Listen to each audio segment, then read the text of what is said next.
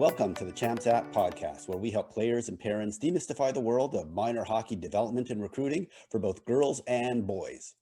On today's episode, I chat with Cory Whitaker, who is the head coach of the Culver Girls Academy prep hockey team. We talk about what makes a great goalie, go into detail on the Culver Academies, and all the great things he is doing to take the girls program to the next level. This was a great conversation with Cory, so I hope you enjoy it. Before we get to today's amazing episode, I wanted to give you an update on Champs App. We now have over 80 college coaches with verified Champs App profiles, most of them from D1 schools, and we continue to add more coaches each week. Once you create your beautiful, free hockey resume on Champs App, you will have a personalized profile link to share with coaches and teams, or you can connect with team coaches directly within Champs App. Coaches not only learn more about you as a player, but they also get notified of your upcoming schedule, when you add videos, and where you are playing if you change teams. Just go to champs.app and click the sign up button to start or update your profile. If you want to learn more, look in the show notes for links to the list of college coaches using Champs App and videos about why and how to create your free Champs App hockey resume. I'd like to welcome to the podcast Cory Whitaker, who is the head coach of the Culver Girls Academy hockey team. Originally from Caledonia, Michigan, Cory was a goalie at Grand Valley State University, where he played club hockey. From 2007, he started the women's hockey team at Grand Valley State and acted as their first head coach. He then moved on to Lindenwood University in 2012, where he was an assistant coach for 6 years and was the goalie coach for USA Hockey gold medalist Nicole Hensley. In 2019, Cory took over as the head coach of the Culver Eagles girls prep team, and I'd like to welcome Cory to the podcast. Thank you so much, Ray. I appreciate the time. Hey, so why don't we start off, Cory? Thank you for being here. And why don't you tell us a little bit about your hockey background, how you started playing goalie, and then why you became a goalie in the first place, and how your parents felt about that? Well, it's a little bit unique. I was born in Michigan, but shortly after that, my mom moved out to California, and you can imagine back in the late 70s, early 80s, hockey wasn't necessarily where you go is not California.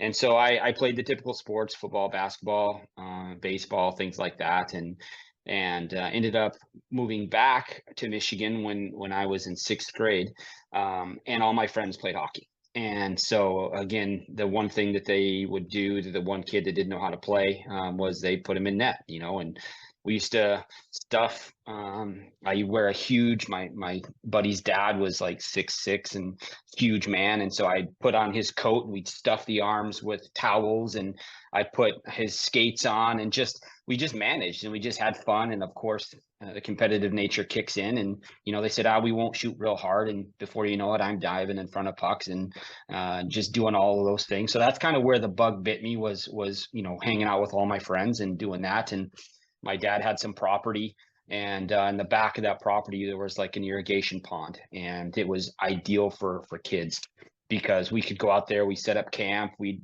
stay overnight, and we'd skate all night and play and do it all again the next day. And so it was a lot of fun that way, and that's kind of how it started. And how did your parents feel about spending so much money on goalie equipment? It wasn't pretty, I can tell you that. And I was actually blessed to have a coach that saw a lot of potential in me and helped us because my family wasn't in a position to completely finance that. And so they provided the equipment that I needed to start. And then again, once you kind of get whether that be coaching or equipment to really help you, my game kind of jumped a bit when you could do that. Gotcha. And so you ended up playing at Grand Valley State University. Did you feel that because you started so late, that was kind of one of the reasons why you probably couldn't play D1 hockey or anything like that, or was it just you chose to go in that direction? I mean, a little bit of both. I mean, let's be honest, I'm 5'9". There's not a whole lot of interest in 5'9" goaltenders at the next level. And you kind of saw that coming. And so I tried to make the best of the situations that I had. And the coach at Grand Valley at the time was there watching players from the other team we were playing. And there was East Kentwood High School. They were a phenomenal powerhouse. Mike Knubel was there. There's some really fantastic players there back in the day. And they had something like 80 shots in 2 periods on me or something like that. And I think it was 9-0 or 10-0 or something. I kind of probably blacked out. But and then after the game is when he talked to me about the opportunity. And I thought, it was a fantastic school. It was an opportunity for me to continue my academic career at a place that I wanted, and it was close to home, and I got to see my mom quite a bit, so that was a big draw for me. Gotcha. So maybe talk about then how you transitioned from studying and playing club hockey to eventually starting the women's program at Grand Valley. Yeah, so I was what most clubs, it's run by the students, and so I was an officer on the for the men's side, and got in good with the sports athletic director there. And I had gotten in coaching after I graduated, and so he was aware of me, and obviously being on the board and handling all of the specifics and finances and stuff, he could trust me.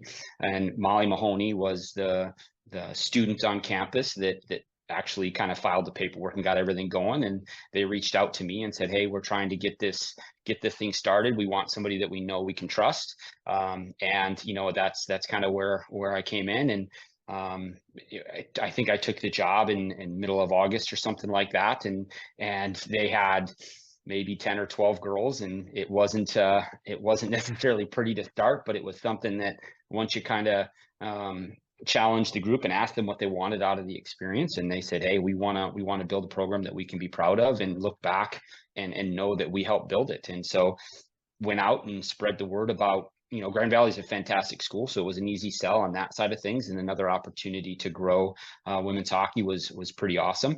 And we had kind of look forward, kind of exploded from there. Gotcha. Okay. So then how did you did that for several years. So how did you move then from club hockey and Grand Valley to over to Lindenwood and basically, as I understand it, was the goalie coach and the recruiting coordinator? Yeah. So in 2011, well, we had done a really good job of that, and ended up just having a lot of success at that ACHA Division I level. And then in 2011, they had the World University Games. That was the first year that they were going to do that, and I got asked to be a part of that. And Mo Stromo from Penn State, Vince O'Mara from Lindenwood at the time, and myself were the coaches there. And Vince and I just absolutely hit it off. The way that we looked at the game, the way that we talked, and our personalities.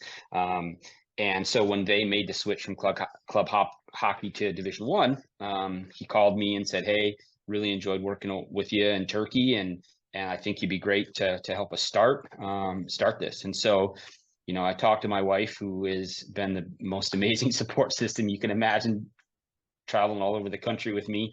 And we looked at it like, this is a great opportunity for us to get outside of our bubble.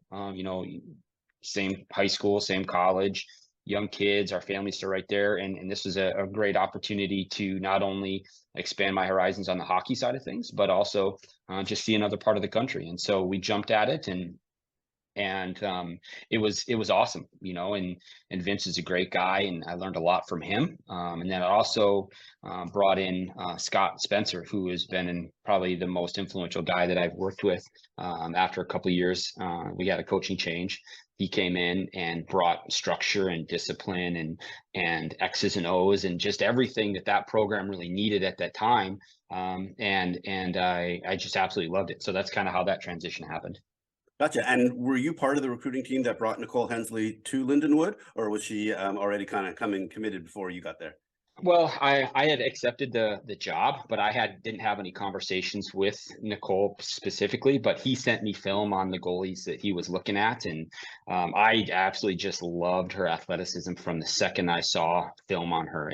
And I think looking back, you want to think you thought she could develop into that, but you just knew she was athletic and driven and motivated. And anytime you put that in a recipe, there's just bound for success. Gotcha. Well, you actually led me right into my next question, which is what makes a great goalie? And Oof. clearly you could see it on video. So maybe Yeah. you could describe to me what you were seeing and seeing what the potential looked like there just by watching on video. Well, so for her, her feet were fantastic. She was never in too much of a hurry to get to spaces. Her chest was always square to the puck, and she was settled and quiet, and didn't fight the game. And too many times you have some athletic goaltenders that over pursue and end up getting out of position because they're trying to make these big secondary saves. And she was controlled. She was athletic and powerful. Her ability to go cross crease was probably the best I'd ever seen. And a little bit undersized as far as goaltending is concerned, but her athleticism was just it would covered that, right. And she was aggressive in the net. Again, when you start to add those things, it really was a recipe for success, and it was a unique experience for her because our starter at the time was doing some captain skates, and she ended up breaking her collarbone. Oh. And so I remember sitting on the bench with Nicole, and I'm like, "Hey, you ready to go?" And she's like, "Absolutely." Like, you could just tell. And that was when I knew she had the opportunity to be special. There wasn't hesitation. There wasn't any fear behind her eyes. I mean, of course, there's nerves, right? Your first game is against Ohio State at Ohio State. That's a big step, right? But she just had that competitive fire in her, and I think that just absolutely lit it when she got a chance to start right away. Gotcha. Okay, a couple more goalie questions. So, if you were to rank what's most important in evaluating a goalie, especially from like a recruiting perspective, what would be like the top 3 or 4 attributes that you would go down and saying number one's got to be this, and number two, et cetera, et cetera? Yeah, I think number one's got to be skating. You got to be able to get to the puck and be able to do that and be confident on your edges. Two is the IQ, trying to see the play before it happens, and we're blessed to be able to be watching the game in front of us the entire time and be able to make what kind of save selections you want to make in the neutral zone and see things developing before they are actually right on top of you is critical. And I think competitive nature. I want you to want to make that second and third save, and just own that moment. And so kids that can have those things and that fire to compete, it's again another recipe for success. Gotcha. Okay, last question on goalies. When I watch the NHL, what I find really interesting is these are the top goalies in the world, and they struggle with consistency. So why aren't goalies consistent over extended periods of time? Well, I mean, you just look how fast the game is, and look, the game is designed for scoring, right? And and this was reason why they've put a lot of more emphasis on smaller goalie pads, on all of these things, and better sticks, and all of that, and it just makes it really hard. And so I think you see these ebbs and flows of people that have put themselves and prepared in a way that allow them to have success. And then at times, though, the puck has a funny way of finding the back of the net sometimes when it's the size of a pea, and that I think that's just the mentality of it. It's the hardest position I believe in sports, and it's something that if a D or a forward make a mistake, you have the ability to kind of to rescue the play. But if you make a mistake, 99% of the time it's in the back of your net and the lights on and everybody's focus is on the mistake that you made. And I think that's why you might see some of the inconsistencies. Gotcha. Okay. All right. That's good to understand. The world is set up against goalies, and Just makes it hard, right? Makes it hard. yeah, I gotcha. I gotcha. Okay. So, tell me about why and how you ended up at Culver Academies. So they, I really believed what Scott had going at Lindenwood was kind of prime for a breakout. And unfortunately, the athletic department didn't feel the same way.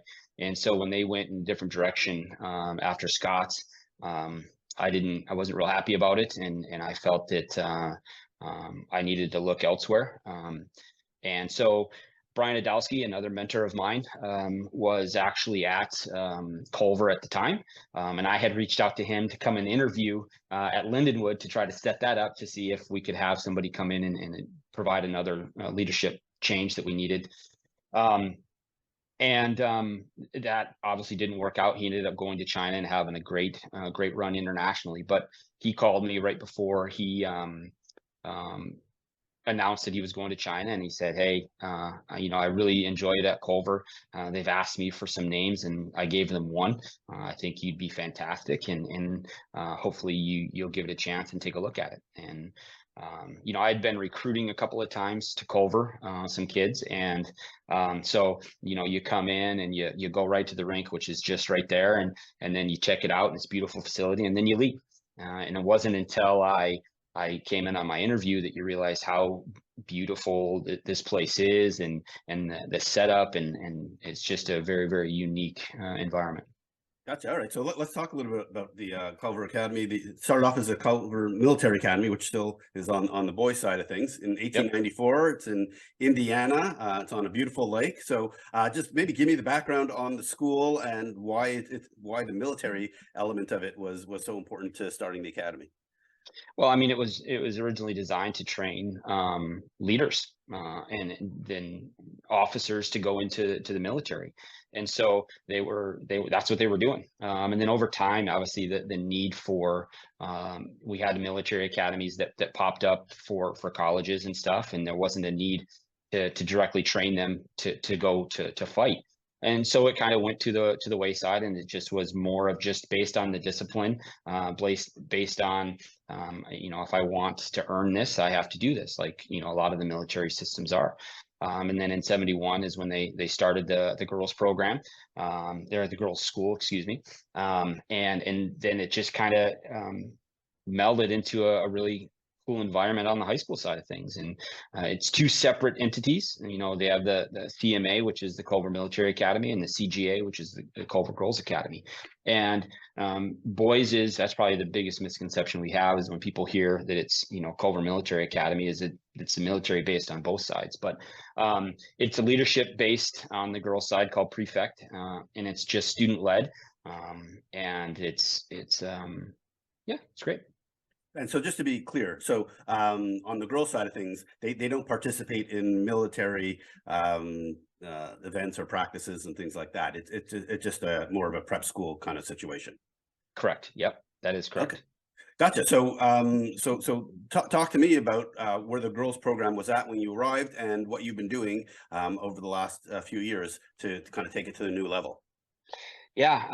So when I took over, Brian had laid the groundwork pretty nice, and really had gotten Culver to see the needs that we were heading, and the way it was trending, if it was going to continue to be a place that we wanted to focus our energy on developing a strong hockey program.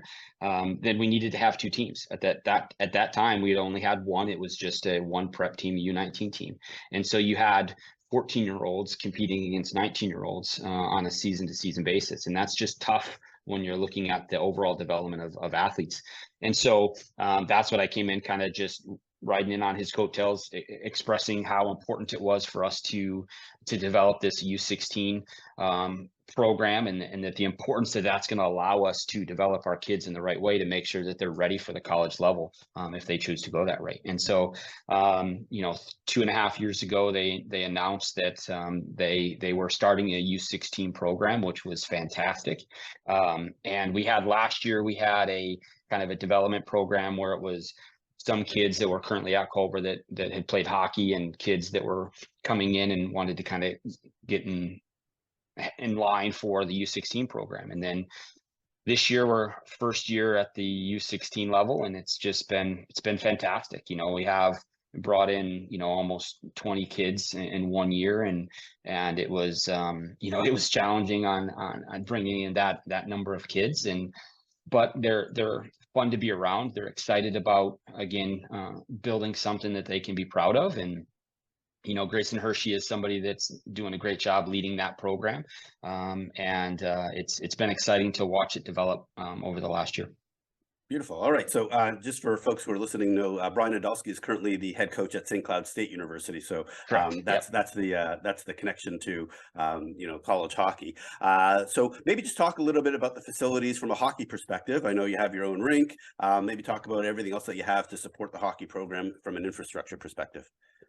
Yeah, so we've got our own athletic facility. It's got two rinks on it. One's an NHL side, which is like the background that you have, and then the one that we have is on the other side is called the parent rink, and that is an Olympic size.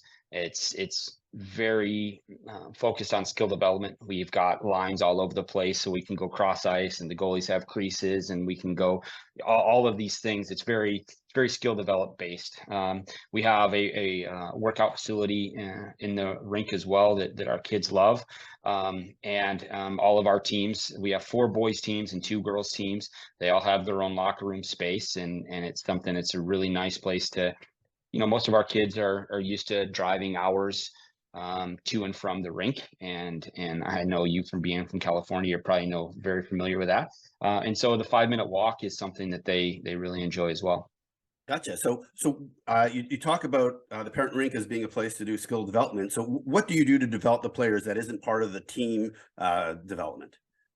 Well, we have some great skills guys that work with all of our program. And so whether that be at the beginning of practices or dedicating a day during the week to come in and work with our kids, and that could be from anything from power skating to just skill development, puck handling, shooting technique, everything. We have a shooting range as well at the rink, and so it allows our kids to take what these skills coaches and the rest of their coaches are asking them to do and implement that in their in any extra time that they do have, which they do get to spend at the rink.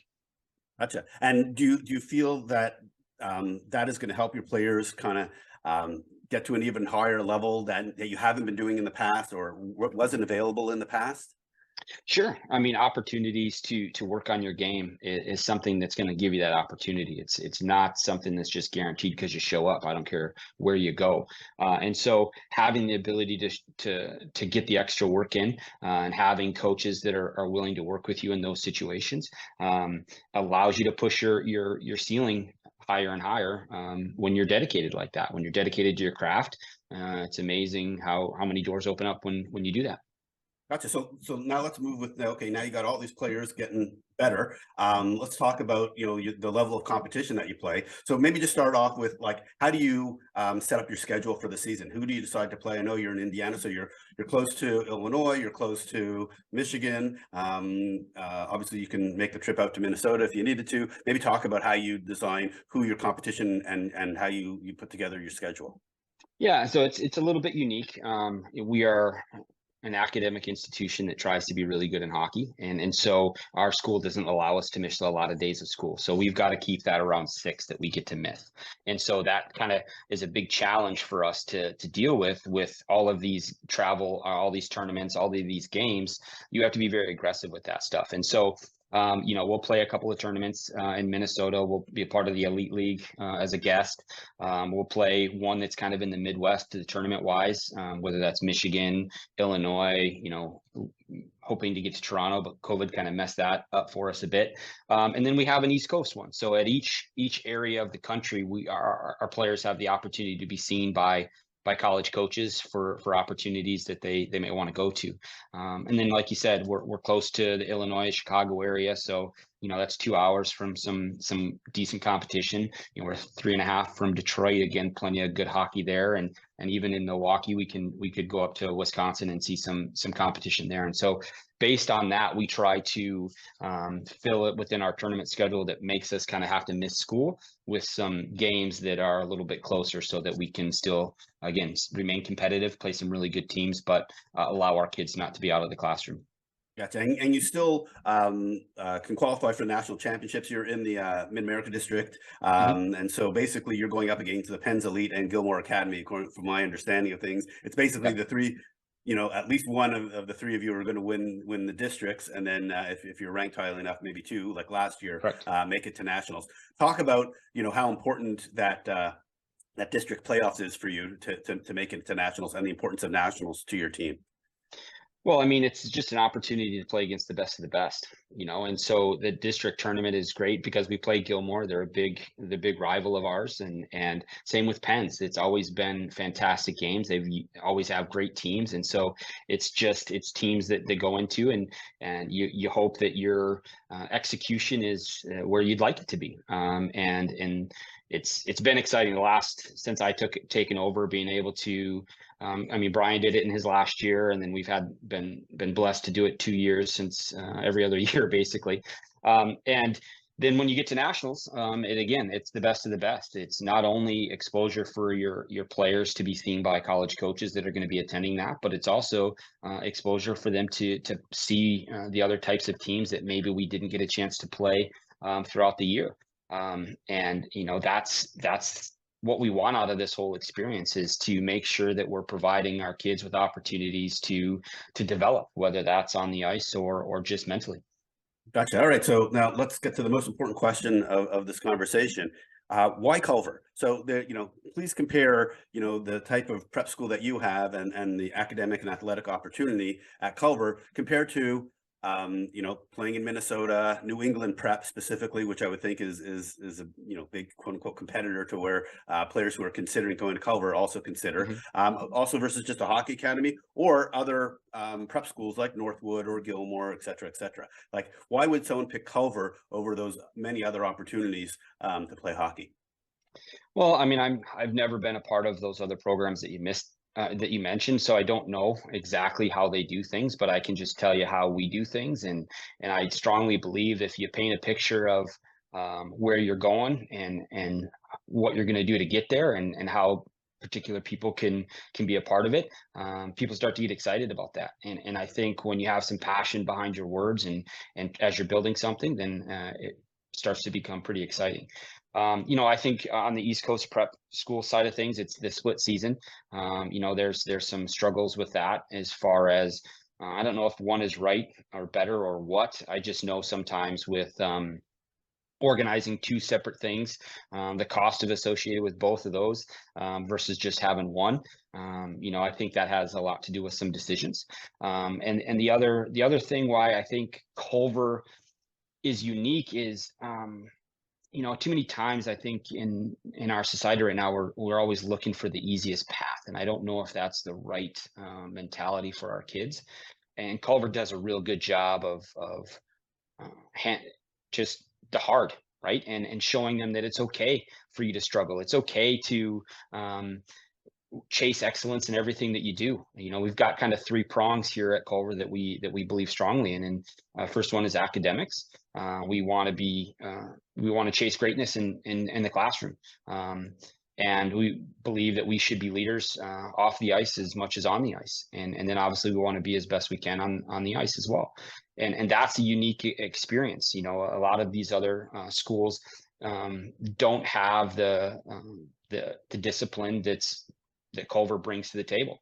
I think I stole this from Kara Lawson, who's the Duke women's basketball coach, and I love her. If you don't follow her on Twitter, follow it. She's got great stuff, and she just talks about, even at the college level, of our job isn't to make it easy, right? It's to help them handle hard better.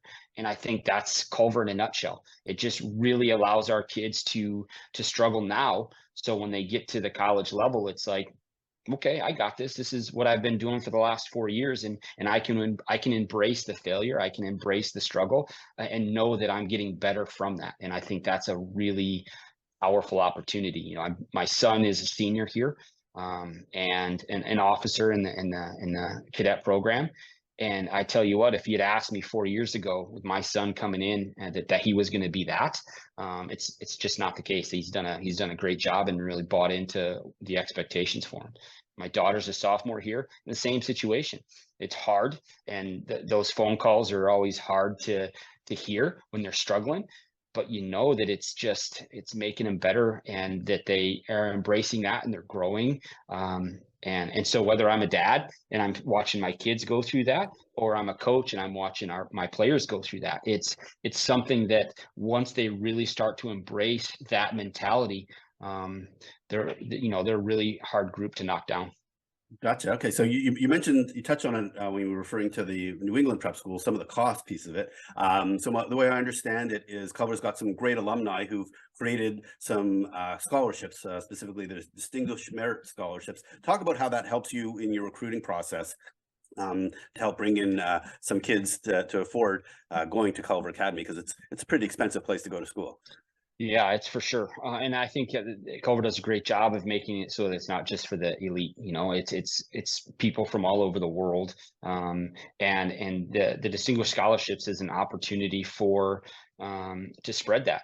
And so they go through a massive application process. It's not just the application process to get into the school, but it's what else? What else do you bring to the table that's going to make our campus better? What's going to make our environment around you better? And kids, that can do that and are exceptional in that area, especially on the academic side of things. Culver wants you to be a part of their program, and whether that's on the ice or whether that's in the classroom, we are again chasing excellence in everything that we do. And so when somebody brings that to the table, they want to try to reward ones that can. Beautiful. All right, last two questions. So how do you go out and recruit players? What is your recruiting strategy for Culver? Well, that's a tough one because I don't get a chance to get out too much, and so a lot of it is through camps that I work. A lot of it is through getting out and getting a chance to be at tournaments that we're maybe participating in, where kids have reached out to us and asked to get eyes on them, and try to do it both ways like that. And um, I try not to be a salesman with Culver. I'm trying not to sell them on anything because of that hard factor we talked about. It's not a matter of if, it's a matter of when they start to struggle. And if they feel like, mom talked them into it, or Coach Whitaker talked them into it, then when it gets hard, that's where their brain goes, versus them picking that path. It really allows them to persevere through those tough times. And so we go out there, we talk about, again, who we are, what we do, and when players show interest in us back, that's when we talk about how they can help us push the envelope that way, and just be again, continue to chase greatness. Beautiful. All right. So now we'll flip it around on the other side of things, is how do you help your current players get recruited? Because I know every year you have at least one or two who go play college hockey, some D1, some D3. Maybe talk about how you help with that process. I mean, yeah, it's great, and I think Culver opens up a lot of doors academically. When kids take their academics seriously, and coaches get a chance to see that they're not going to have to babysit them in the classroom, that becomes a recruitable trait. When they know that they've been held accountable on the leadership side of things, and that they're going to be fantastic kids in the class or in the locker room, again, coaches turn that into a recruitable trait. And so when you can just bring in kids and know that you can push them hard and coach them honestly, that becomes, again, a recruitable trait for our kids. And so, since I've taken over, I think every kid that we've had in our program has had the opportunity to play college hockey. Some have gone in different directions. Some have played lacrosse or just gone to a big school, and the only offers they had were from small schools, things like that. But because they take their academics seriously, all of our kids have had the opportunity to play college hockey. Now, how that happens is a bit of execution, a bit of timing. The NCAA is a bit of a mess right now with the COVID and the 5 years and everything like that. And so there's some really good hockey players out there that don't always get a chance to play at the level that they want. But the timing of it is important for our kids. We start a little bit later than everybody else as well. And so when we do go to these tournaments, it's a great opportunity for them to be seen, and try to have conversations with coaches throughout the year, and talk about the kids that we know are excelling on the ice, that are developing. We still have a couple of underage kids as our 16U develops, but it's just great opportunities to talk to those coaches about all of the things that we've talked about today, and why that is an addition to their program is strong. Beautiful. All right, so we're going to wrap it up. But if folks want to learn more about Culver and maybe connect with you directly, what's the best way to contact you? By the website, my email address is on there, and happy to answer any questions that people might have. And excited to have the conversation with you. Beautiful. Cory, hey, I want to thank you so much for coming on the podcast. It was great learning about your goalie development, your coaching career, all about Culver Academy and what you're doing with the girls program. So thank you so much for doing this. Thank you so much for your time. I appreciate it. I really want to thank Cory for coming on the podcast. It was great to learn about how he became a goalie, his coaching journey, and how he's growing the Culver Eagles girls hockey program. You can connect with Cory on the school's website or via his Champs app profile. Links to both are in the show notes.